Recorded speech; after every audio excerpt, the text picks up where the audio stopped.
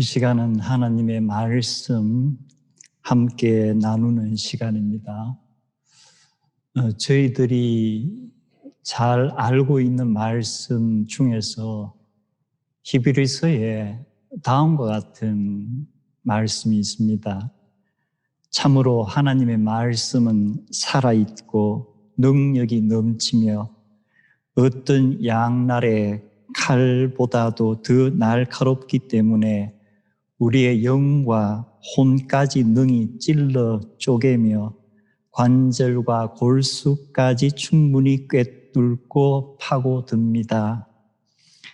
하나님의 말씀은 우리의 마음속에 있는 모든 생각이나 의도조차도 모조리 다 밝혀냅니다. 제가 날마다 사용하는 물건들 중에 조그만 칼이 있습니다. 블루밍턴으로 오면서 거의 한 19년째 됐죠. 크로그에서 부엌용 칼을 하나 사서 그걸 지금도 날마다 감자도 썰고 양파도 썰고 사과 껍질도 깎고 이렇게 씁니다. 쓰면서 이 칼이 없으면 내가 참 사는데 너무 불편하겠다. 참 감사하다. 문명의 이익이죠. 이익을 주는 물건입니다. 그런데 만약에 이 칼을 강도가 들고 있다면은,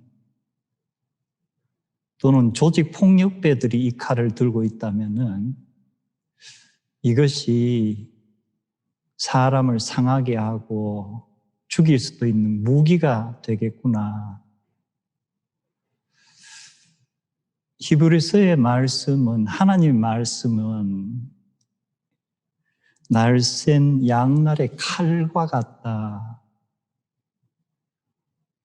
그렇다면은 하나님의 말씀도 이기가 될 수도 있겠고 무기가 될 수도 있겠구나. 누구의 손에 이 말씀이 들리는가? 어떤 의도를 가진 사람들에 의해서 이 말씀이 사용이 되는가에 따라서 사람의 삶에 도움을 줄 수도 있고 때로는 사람의 생명을 앗아갈 수도 있겠구나. 어느 때보다도 요즘 종교계, 특히 기독교에서 전해지는 말씀이라든가 그 말씀에 따라서 사람들이 행동하는 모습을 보면은 정말 이것이 우리를 위해서 좋게 사용되는가? 우리뿐만 아니고 이 사회 전체를 잘못되게 하는 데 사용되는가? 참 마음에 부담이 될 때가 많습니다.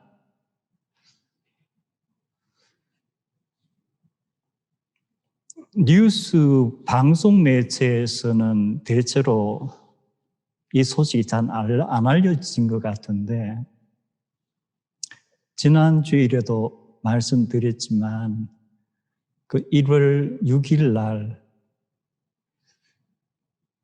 새벽부터 의사당 주변에 여러 사람들이 모여서 의사당 주변을 돌면서 기도를 하는 그룹이 있었습니다. 여러분, 어떤 건물을 두고 돌면서 기도하면은 성경에 떠오르는 사건이 있죠. 여리고성을 공략할 때에 7일 동안 이 돌면서 기적적인 일이 일어났다. 이 그룹의 이름이 The Jericho March라는 그룹이에요. 이벤젤리컬 무브먼트 중에서 최근에 형성되고, 이것을 조직한 사람들은 트럼프 행정부에서 어떤 일들을 했던 사람들입니다. 그럼 이들이 의사당을 돌면서 무슨 기도를 했을까? 성경 여리고성 공략과 이것을 한번 비교해 보면은 이들은 의사당을 뭐로 본 거예요? 여리고성이라고 보는 거예요. 의사당 안에서 이제 몇 시간 후면은 조 바이든이 대통령 당선자로 확정됐다는 그 큰 뻥을 하려는 상하 양문들, 트럼프가 당선되지 않았다는 것을 확인하는 그 상하 의원들은 이들에게는 여리고성 안에 있는 적들이에요.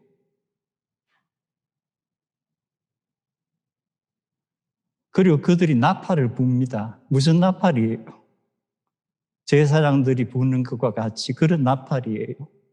이스라엘에서 공수해온 나팔이에요. 그리고 그 나팔을 트럼프 나팔이라고 불러요.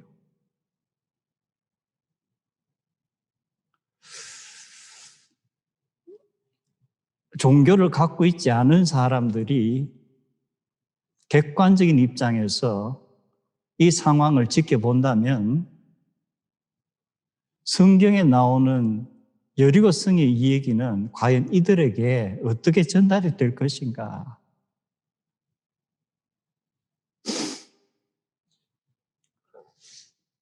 이들이 이렇게 의사당을 돌고 나서 그 다음에 하려고 했던 것은 트럼프가 자기의 지지자들을 선동하는 연설을 1시간 정도 했던 것들은 여러분이 잘 알죠. 이제 그 그룹과 합류하는 거예요. 그런데 백악관 남쪽 뜰 앞에서 이들이 의사당 주변을 제리코 마치라는 이름으로 돌고 있을 때에 또 백악관 남쪽에서는 프로 트럼프 랠리가 열렸습니다. 그 모임 계획 기도를 한 사람이 파울라 화이트라는 여목사입니다. 4년 전 트럼프가 대통령으로 취임식을 할 때 6명의 종교인들이 각각 기도 순서를 배정받았는데 그 중에 한 사람이에요. 이 여목사가 특별히 강조하는 것은 번영 신학입니다. 트럼프가 부자다. 왜?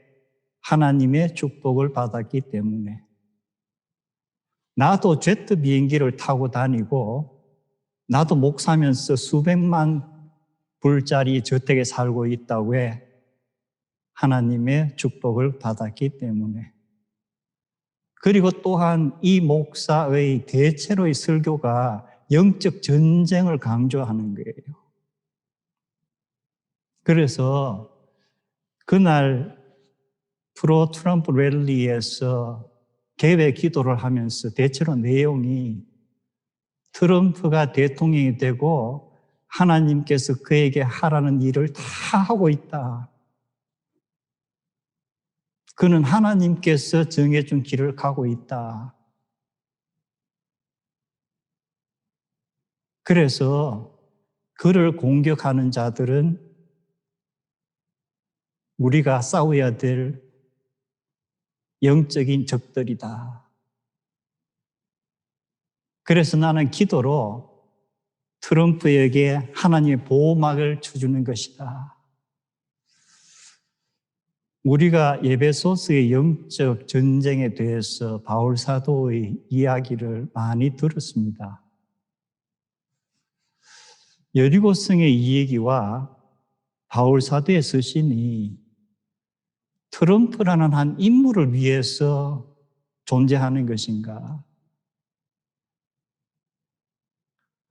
이것이 수적으로 얼마나 소위 말하는 미국의 백인 이벤젤리컬 복음주의 성도들에게 퍼져 있는지 알 수가 없습니다만은 상당한 수라고 저희들이 전해 듣고 있습니다. 하나님의 말씀이 이러한 사람들을 통해서 외쳐진다면은 이것이 사회에 덕을 끼칠 것인가, 사회에 피해를 끼칠 것인가. 우리가 여호와 하나님을 믿고 예수 그리스도의 이름으로 하나님께서 구원의 역사를 이루어 가신다는 것을 명제로 해서 신앙생활을 하는데, 이러한 사람들의 이런 말과 행동을 우리가 어떻게 받아들여야 될 것인가?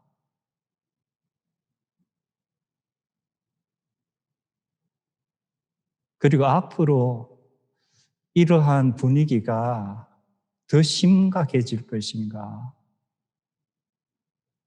저도 수십 년 미국의 정치와 종교를 살펴보았는데 이와 같은 때는 없었던 것 같아요.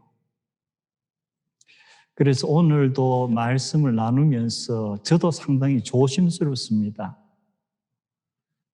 내가 전하는 하나님의 말씀이 정말 우리 교우들에게 그리고 이 사회에 덕을 끼치게 될 것인가, 아니면 피해를 주게 될 것인가.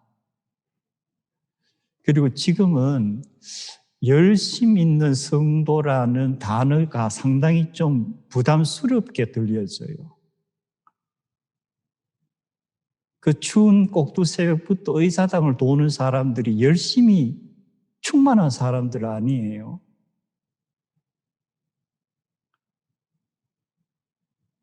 과연 열심히 있다는 것이 무엇을 의미하는가? 목표가 바르지 않고 의도가 잘못된 데 열심을 내면은 그건 참으로 위험하죠.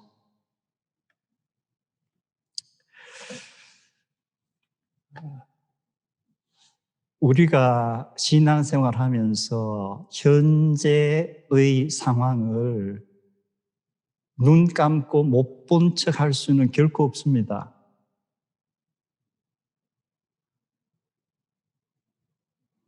그렇다면은 하나님의 말씀을 어떻게 우리가 조금 더 바르게 이해해야 할 것인가? 제가 거듭 말씀드리는 것이 우리 교우님들 각자가 자기의 신앙을 세워나가야 되겠다. 제가 전하는 말씀도 여러분이 꼭 한번 체크를 해보세요. 제가 전하는 말씀의 주제는 분명히 성경의 본문입니다. 그러나 신부나 목사나 신학자가 이것을 전할 때는 각 개인의 여러 가지가 포함이 되어 있습니다. 저 같은 경우는 가능하면은 많은 성경학자들의 이야기를 전해주어야 되겠다. 그래서 이 성경 자체가 어떻게 보면은 좀 학문적인 접근도 필요하겠다. 예전에는 우리가 한국에서 신학자들이 이 교회를 망치고 있다는 얘기들을 종종 들었어요. 자유주의 신학자들이 이상한 이론을 가지고 교회를 망치고 있다는 얘기를 들었는데 저도 그때는 그렇게 생각했어요. 몇십 년을 쭉 지나보면서 신학자들은 학자들이다. 그들의 다양한 해석을 교회가 교인들에게 나누는 것이 건전하겠다. 각 교인이 스스로 자기의 신앙관을 그리고 성경 말씀을 보면서 키워나가는 것이 정말 필요하겠다.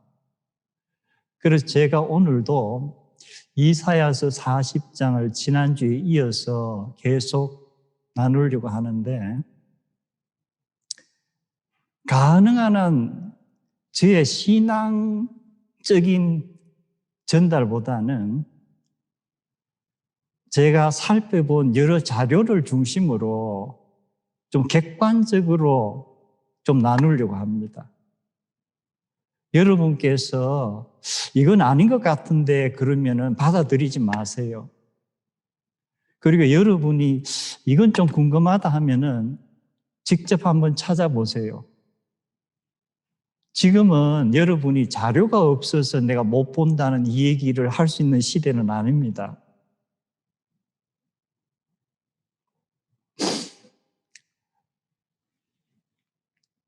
지난주에는 제가 이사야서 39장과 40장 이 사이에 몇 년의 세월이 있었느냐, 어떤 사건들이 있었느냐, 그러면서 큰 틀에서 이사야서를 이렇게 두 개로 한번 나누어 봤는데, 오늘은 40장을 두고 이 40장이 역시 세 파트로 나누어집니다. 첫 번째는 백성을 위로하라 하는 메시지예요. 그 다음 두 번째 파트는 하나님은 창조주시다 하는 걸 강조해요. 왜 그럴까?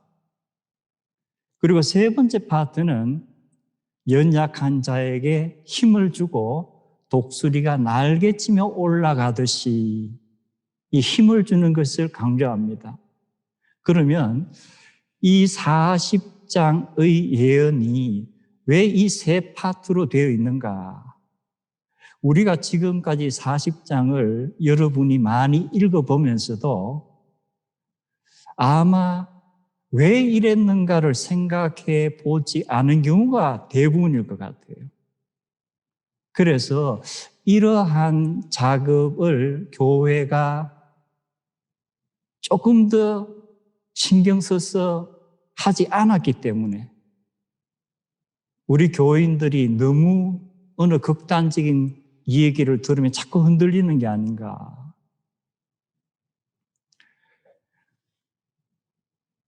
앞에 부분은 제가 지난주에 읽었던 것처럼 40장 1장에 위로하라, 위로하라, 내 백성을 위로하라. 그리고 그들에게 마음에 닿도록 외치라. 그 노역의 때가 끝이 났고 그들의 죄악이 사함을 받았느니라. 그의 모든 죄로 말미암아 여호와의 손에서 벌을 2배나 받았느니라. 이것은 이사야가 한 예언의 문구예요.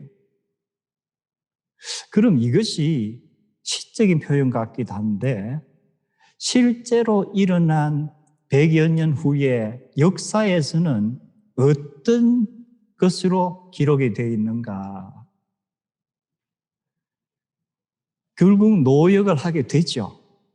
바벨론에 가서 한 50년에서 70년, 어느 기간부터 따져야 될 70년 또는 50년 이렇게 다를 수가 있습니다. 그리고 이제 70년이 끝났는데 그 다음에 하나님께서 하시는 말씀이 벌을 2배나 받았다. 산술적으로 정확하게 2배라는 것은 우리가 계산할 수가 없습니다. 그런데 우리가 예레미야서를 한 몇 주 전에 보았었는데 하나님께서 처음에는 나무 멍에를 만들어서 앞으로 어떻게 될 것이다. 그런데 이스라엘의 종교 정치 지도자들이 그 나무 멍에를 꺾어버리죠. 그러자 하나님께서 이제는 그들이 나무 멍에가 아니고 쇠 멍에를 매게 될 것이다.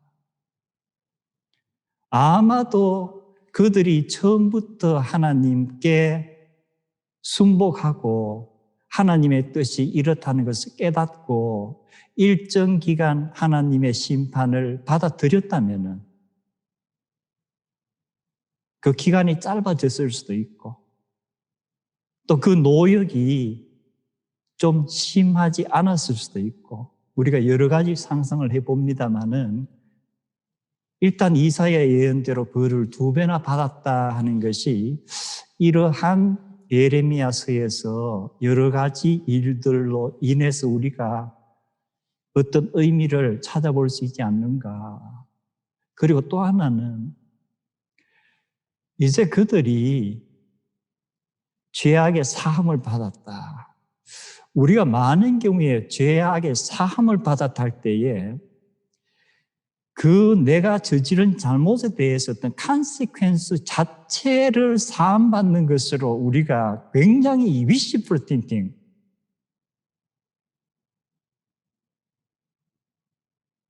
소망적 사고를 많이 하는 것 같아요. 그리고 자칫 우리가 오해하기 쉬운 시편 구절들도 많죠. 눈과 같이 휘어진다, 이런 표현들. 그 시편 기자가 하나님의 은혜를 깨닫고 그런 표현을 했지만 그것이 내가 저지른 잘못에 대해서 어떤 대가도 치르지 않는다는 의미는 결코 아니에요. 다윗의 경우도 엄청난 대가를 치르잖아요. 그러나 그는 눈과 같이 휘어진다는 그런 고백을 하긴 합니다. 그래서 이런 우리가 개인의 신앙 고백과 어떤 역사적인 현실을 분명히 좀 갈라서 생각할 수 있어야 된다. 저는 헌법에 대통령이 사면권을 갖고 있다는 것에 대해서 저는 상당히 좀 반대하는 입장이에요. 원래 미국 헌법이 만들어질 때도 이 조항을 넣으면서 반대가 많았는데 결국은 통과는 됐어요. 그러나 그 이후에 우리가 보면은 과연 대통령의 사면이 정말 필요한 사면인가?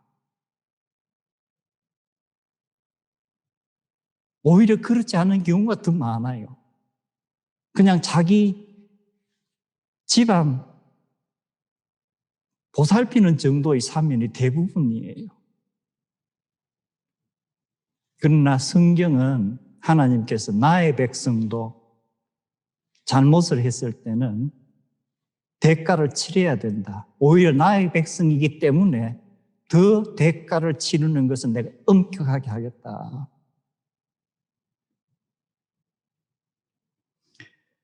그리고 나서 외치는 자의 소리여 이르되 너희는 광야에서 여호와의 길을 예비하라. 사막에서 우리 하나님의 대로를 평탄하게 하라. 이렇게 쭉 푸른 마르고 꽃을 시드나 우리 하나님 말씀은 영원히 서리라 하는 부분이 계속 나오죠. 이 부분은 우리가 신약에 보면은 세례 요한이 이 이사야서의 말씀을 인용을 하면서 사복음서에 모두 기록이 되어 있고 이것이 메시아의 출현, 예수 그리스도의 출현과 이어집니다. 그런데 우리가 대부분의 설교나 성경 공부에서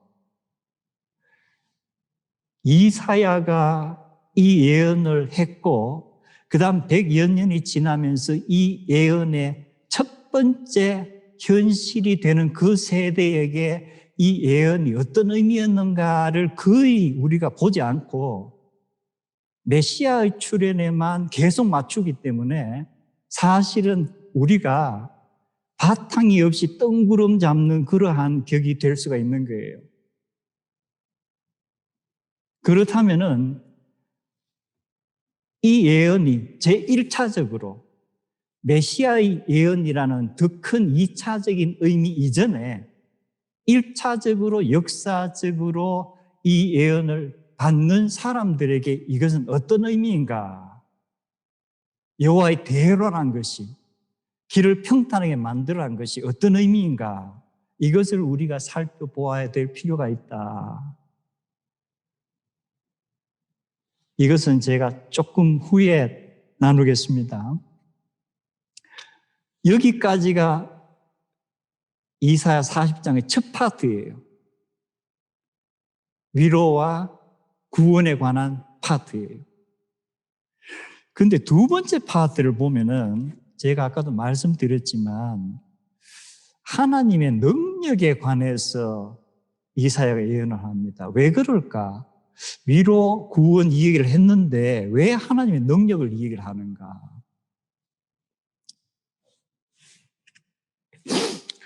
한 30여 년 전인 것 같은데요.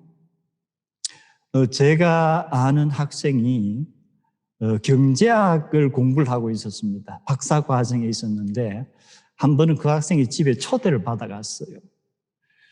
그 아들이 하나 있었는데 국민학교 한 1학년, 2학년 정도인 것 같아요. 나하고 대화를 우연히 나누다가 이 애가 우리 아빠는 착하긴 한데 능력이 없어요. 제가 처음에 이렇게 이 아이가 이제 좀 영민하다 하는 생각은 하고 있었는데 갑자기 우리 아빠는 착하긴 한데 능력이 없다. 무엇을 보고 얘기를 할까? 첫 번 우리 아빠가 착하다 하는 것은 저도 착하다고 생각을 해요. 능력이 없다. 아마 이 아이가 아빠가 능력이 없다는 것은 경제적으로 자기가 다른 친구들에 비해서 좀 힘들게 살고 있다. 내가 원하는 것을 아빠에게 얘기해도 아빠가 사줄 능력이 없는가 보다. 그 당시 사실 경제적으로는 상당히 어려운 상황에 있던 그 형편이었어요. 자, 착하긴 한데 능력이 없다. 만약에 우리가 섬기는 신이 하나님이 자비심도 있고 긍휼이 많으신데 능력이 없다면은 과연 이러한 신을 우리가 섬길 필요가 있을까요?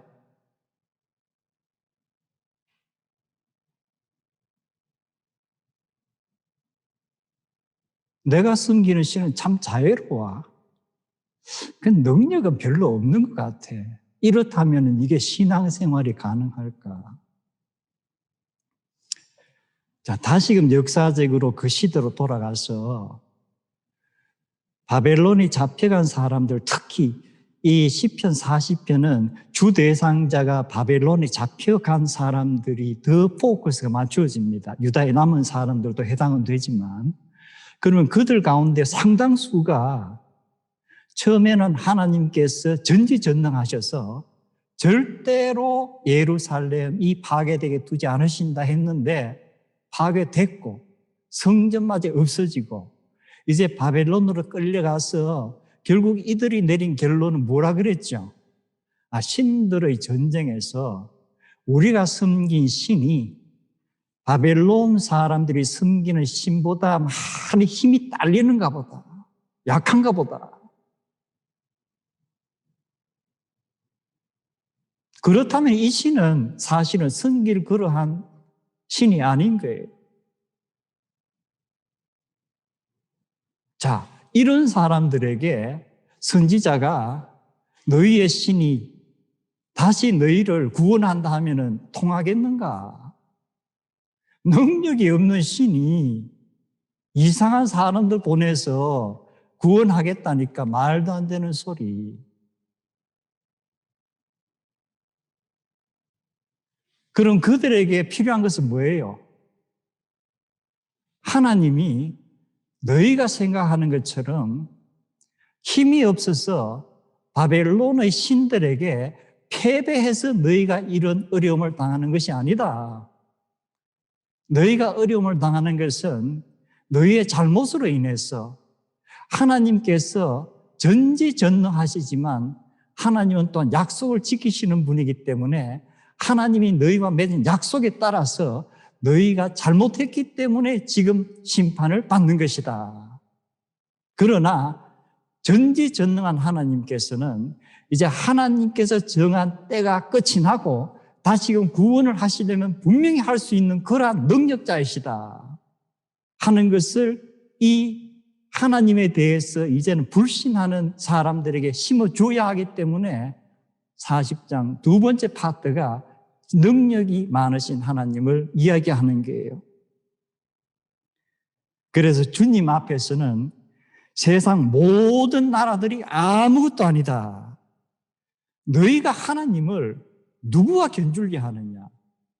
바벨론의 바룩신 하나님께 견줄 수가 없어. 신이라고 이방 민족이 섬기는 것은 신이 아니야. 금이나 은이나 돌이나 나무야. 석수장이가, 목수가 만든 것에 불과해. 하나님께서 태초에 세상을 만드신 분이기 때문에 이 하나님이 보시면은 인간은 실로 메뚜기만도 못해. 하나님께서 이 세상 통치자들을 한번 입김을 불기만 하면은 이 세상 통치자들은 어디론가 멀리 날려가 영영 사라져버리는 존재야. 우리의 하나님은 이런 분이시오. 그래서 이러한 하나님이 바벨론의 왕들, 다른 이방족의 왕들이 어떻게 하든 하나님께서 벌을 주시겠다 하시면 주시는 것이고, 하나님께서 이제 노역의 기간이 끝나서 너희들을 구원하시겠다면 하나님은 능히 하실 수 있는 분이셔. 자, 위로와 구원에 대한 메시지가 먼저 던져지고, 그러나 그 메시지가 무슨 소용이 있어? 능력 없는 신이 무엇을 할 수 있어? 할 때에 너희들이 창세기부터 하나님이 어떤 분이신가, 출애굽기에서 하나님이 어떻게 역사하셨는가 알고 있지 않느냐?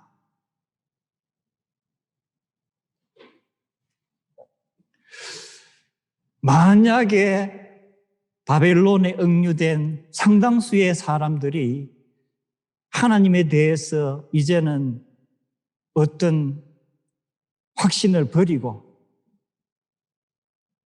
약한 하나님으로 생각하고 있다가, 만약에 이러한 선지자들의 예언에 다시금 하나님은 능력이 있으신 분이다 하는 것을 믿게 됐다면 현실적인 문제가 하나 남아 있어요. 그 현실적인 문제가 뭐예요? 바벨론에서 거의 70년을 살았는데 예루살렘으로 돌아간다는 이것이 과연 쉬울 것인가?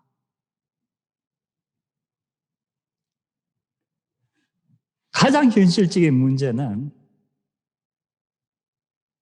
우선 가는 여정이에요.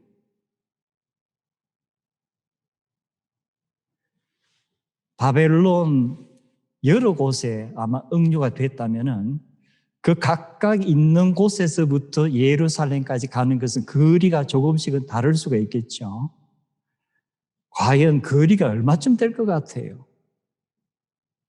지금 여러분이 이 블루밍턴에서 어디까지 한번 걸어가 보라 하고 어떤 지점을 얘기해 줄 때에 내가 한번 가볼 수 있어 걸어서 하는 거리가 있겠죠. 올리브 여기 가든인가? 포도 그까지는 한 몇 마일 걸어갈 수 있겠죠. 그런데 인디애나폴리스까지 걸어가봐 하면은 조금 힘들 수도 있고, 오하이오 콜럼버스까지 걸어가 볼래 하면 어떻게 했어?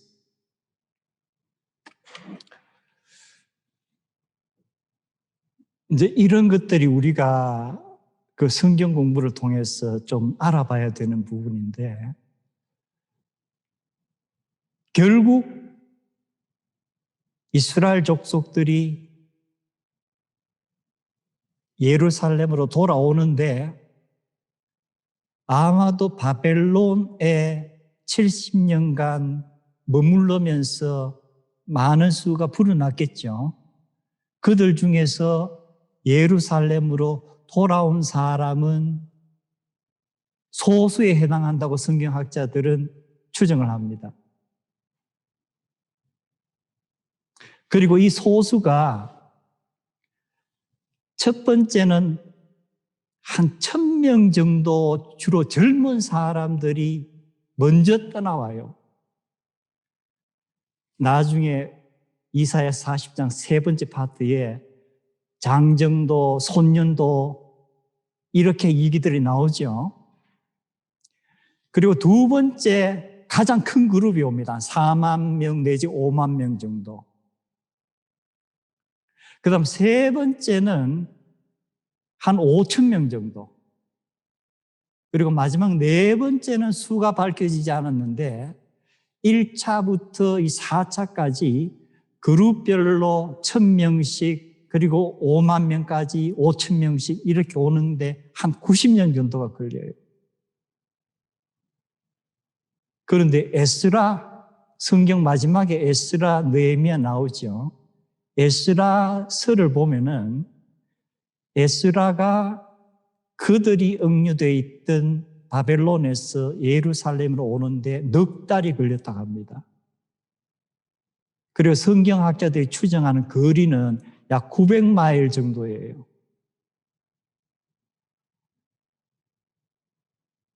여러분, 인디애나폴리스에서 뉴욕시티까지 I-70를 따라가면은 대충 한 650마일에서 700마일 정도라 그럽니다.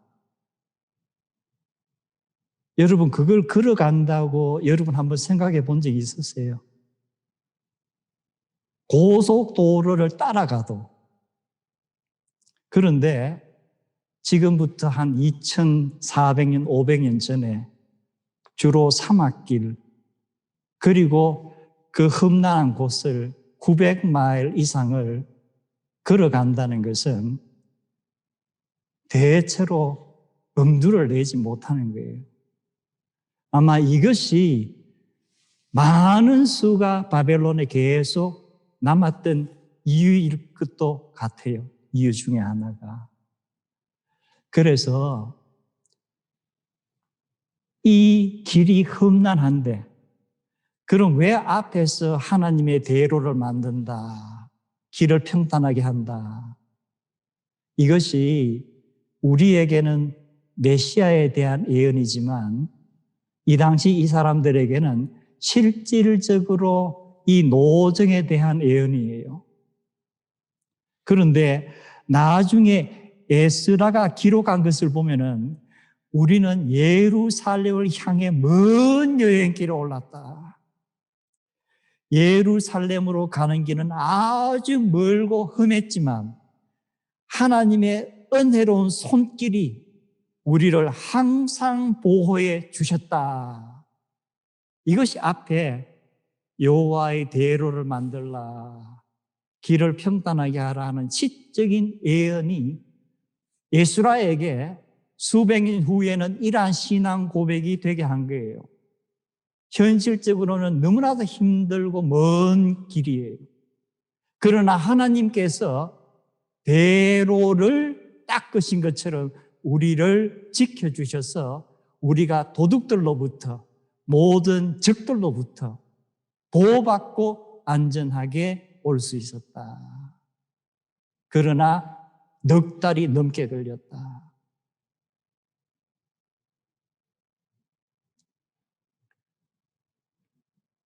왜 이사야서 40장이 위로와 구원에 대해서 메시지를 던지고 그러나 능력 없는 하나님에 대해서 불신하는 사람들에게 다시금 하나님이 어떤 분이신가 능력자 하나님을 각인시키고 그 다음에 넉 달이 넘게 걸리는 900마일이 넘게 걸리는 이 여정길에 장정도 감히 엄두를 못 내겠죠. 그러나 갈 수 있다. 그래서 독수리 날개가 나오는 거예요. 갈 수 있다. 그런데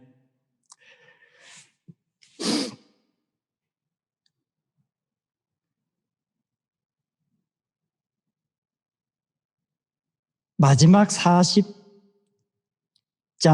27절부터 31절까지가 마지막 파트인데 우리가 잘 아는 소년이라도 피곤하며 지치며 용사라도 넘어지며 쓰러지되 이것이 현실이에요.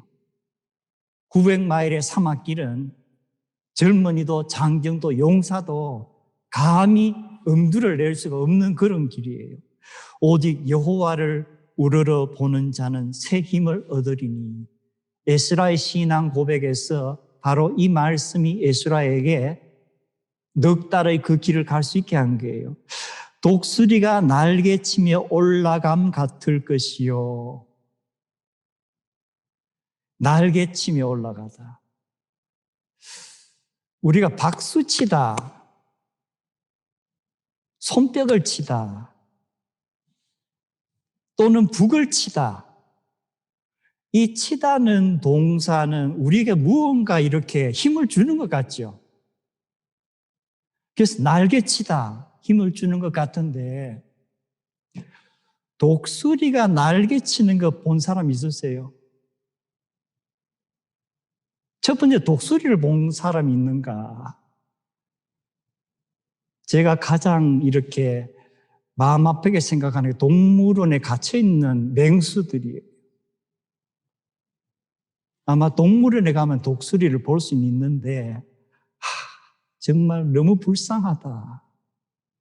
독수리는 동물원에 있게끔 하나님이 만든 건 아니에요. 그래서 대부분 우리들은 독수리가 날개치며 올라가는 것을 현실적으로 볼 수가 없어요. 혹시나 본 사람이 있다면 저 상공에, 수천 피트 상공에 정말 하늘이 붕 떠 있는 것 같은 독수리는 본 적이 있을 거예요.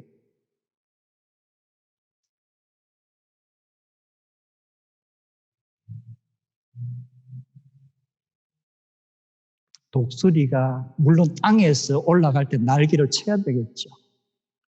그런데 독수리가 날개를 치는 것은 상당한 에너지가 필요하다고 합니다. 거의 날개를 펴면 한 2.5m, 거의 3m 가까이 되는 것도 있으니까.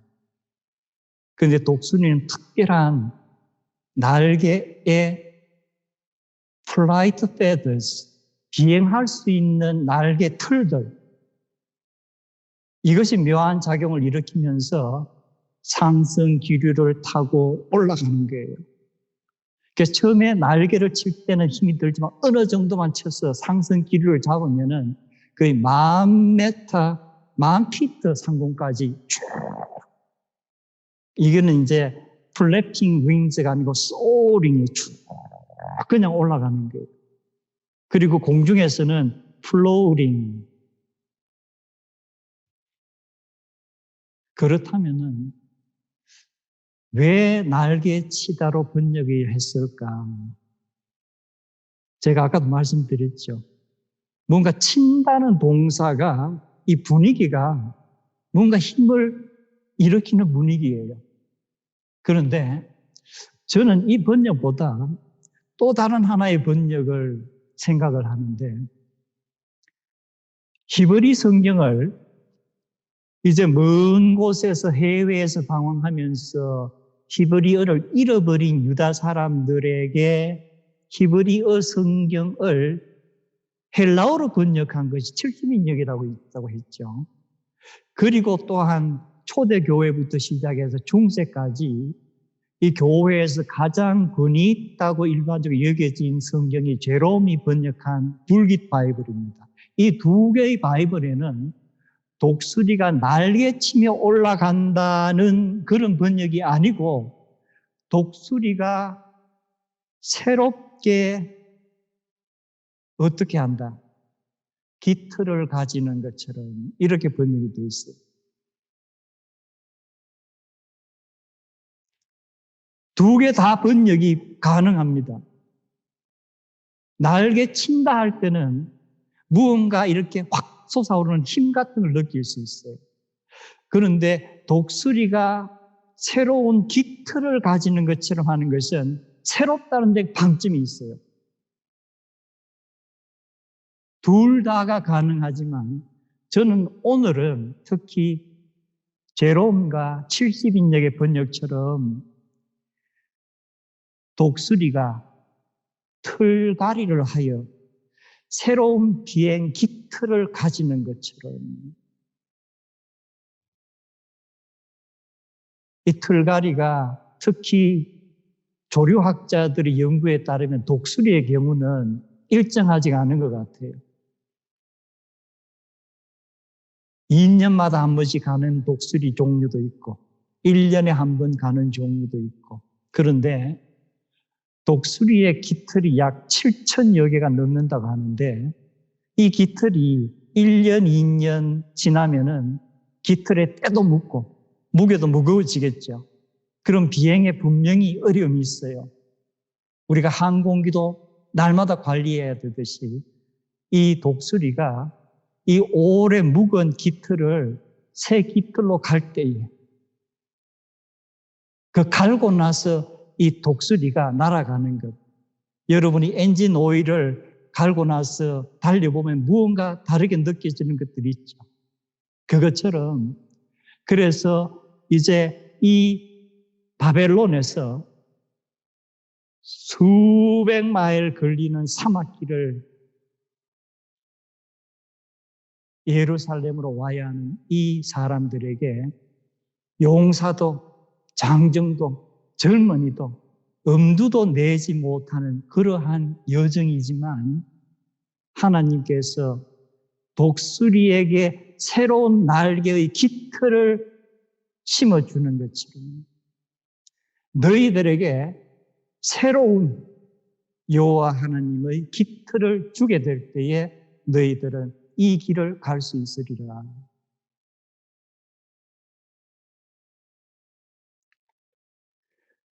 이것이 이사야의 예언, 그리고 100년, 200년, 250년, 거의 300년 이후에 차례차례로 바벨론에서 예루살렘으로 귀환하는 그 유다 백성들이 은혜를 받았던, 그리고 매번마다 새로운 틀갈이를 하고 다시금 힘을 얻어서 움직이는 그런 민족들이 되는 거예요. 시간이 많이 지났지만 오늘은 마지막 부분까지 좀 이 얘기를 하려고 합니다. 우리가 주중에 목요일에 묵상한 것이 바울 사도의 고린도전서 9장의 말씀인데요. 이 복음을 전하는 것, 그리고 복음자가 어떤 삶을 살아야 되는 것인가, 이것을 트랙 경기에 임하는 운동선수처럼 또는 복싱을 한 복서처럼 그 훈련 과정을 얘기를 했는데, 마지막에 나는 목표 없이 달리는 사람같이 헛되이 달리지 아니하고 허공을 치는 사람처럼 그렇게 헛되이 애를 쓰고 있지 아니하느니라. 내가 항상 내 몸을 쳐서 복종하게 하면 내가 복음을 전한 후에 나 자신은 도리어 축복받을 자격을 박탈당할까 두려워함이로다. 제가 아까도 내가 전하는 말씀이 정말로 교우들의 삶에, 그리고 이 사회에 덕을 끼치게 될 것인가, 아니면 자칫 해를 끼치게 될 것인가. 그래서 내가 말씀을 전하고도 나중에 하나님 앞에서 너는 말씀 전하는 자의 자격이 없었다 하는 말씀을 듣게 될 것인가. 과연 내가 말씀 전할 때 나의 의도가 무엇인가, 나의 목표가 무엇인가. 하나님께서 가라 하시는 목표, 하나님께서 저여주시는 그 어떤 의도가 아니고 내가 허공을 치는 것은 아닌가.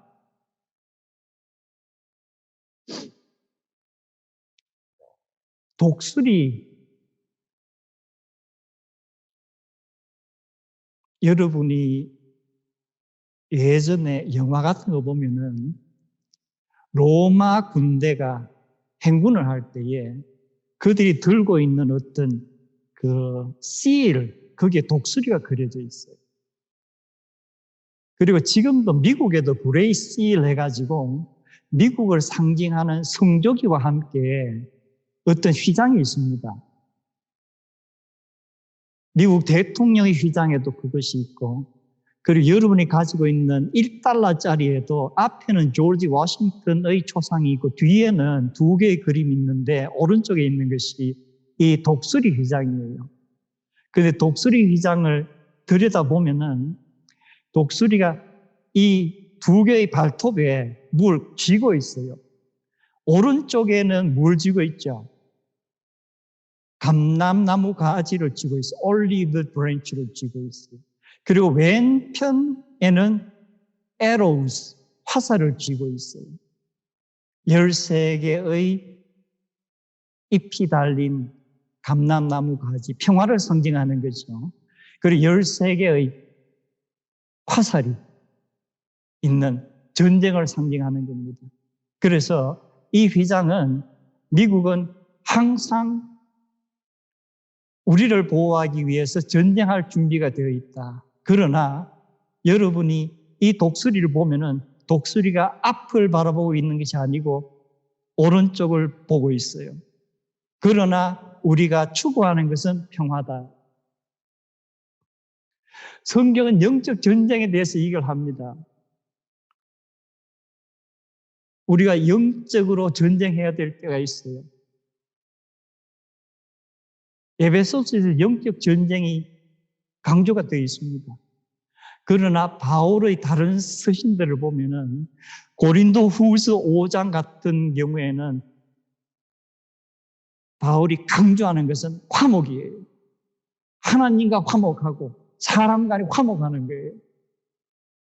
그리고 갈라디아서 5장에서 바울이 강조한 성령의 열매는 화목이에요.